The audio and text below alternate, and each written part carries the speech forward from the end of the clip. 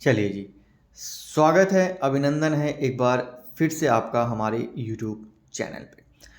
तो बहुत सारे अभ्यर्थी लगातार कमेंट कर रहे हैं कि पुलिस उत्तराखंड जो भर्ती थी, जिसकी माननीय कोर्ट में लास्ट हियरिंग हुई थी 30 अक्टूबर 2025 को, उसके बारे में क्या अपडेट है।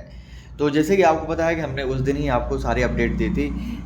जो रिसेंट अपडेट आई है उसके बारे में बात करेंगे। तो चलिए शुरू करते हैं। टेलीग्राम पे फॉलो ज़रूर करें, हमारे ऑफिशियल यूट्यूब चैनल के नाम से हमारा टेलीग्राम चैनल भी है, बहुत सारी लेटेस्ट अपडेट वहाँ पर आपको दे रहे हैं। तो उत्तराखंड पुलिस आरक्षी भर्ती उम्र सीमा, जो कि बीच में लग रहा था कि हो जाएगी, बढ़ जाएगी, अब थोड़ा सा संकट इस पे आन पड़ा है, क्योंकि जो माननीय जज साहब हैं, जिन्होंने 30 अक्टूबर को हेयरिंग हुई थी, उन्होंने जो है इस केस को दूसरे बेंच को ट्रांसफ़र कर दिया है। यानी कि अब इसकी जो हेयरिंग हुई है, उस अब वो जज साहब नहीं करेंगे, दूसरे जज साहब इस केस को सुनेंगे, यानी कि दूसरा जो बेंच है इसको सुनेगा। अब इसकी जो परफेक्ट डेट है, यानी कि जो हेयरिंग डेट है, अभी तक अनाउंस नहीं हुई है।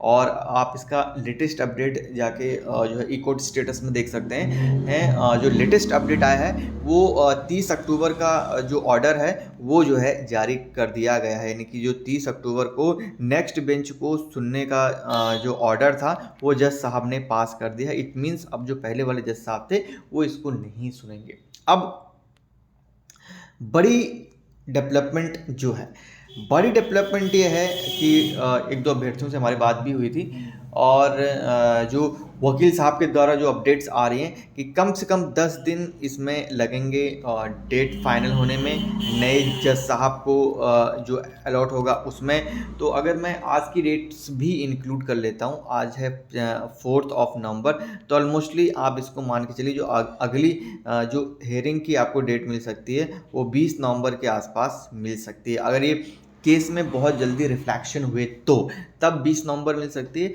अदरवाइज उन जज साहब जिनको ये अलॉट होगा उनके पास कौन सा जो टाइम है वो इसमें फिट बैठता है या नहीं बैठता है, बहुत सारे अप्स एंड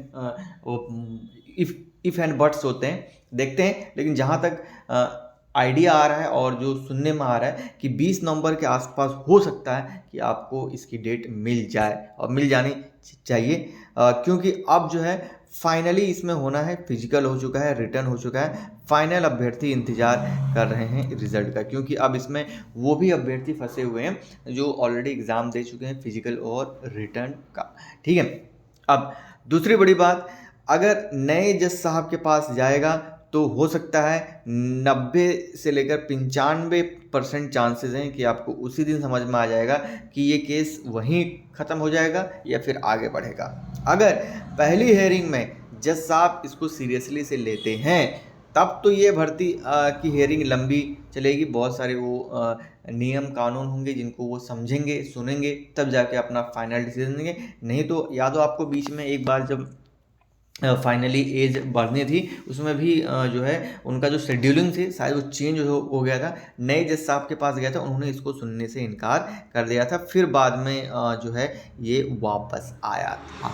तो बहुत सारी चीज़ें हैं। तो जो नए जज साहब के अंडर, यानी कि नए जो बेंच है उसके अंदर जो पहला हेयरिंग होगा वो सब कुछ निर्धारित करेगा कि उत्तराखंड पुलिस कांस्टेबल भर्ती किस तरफ जा रही है।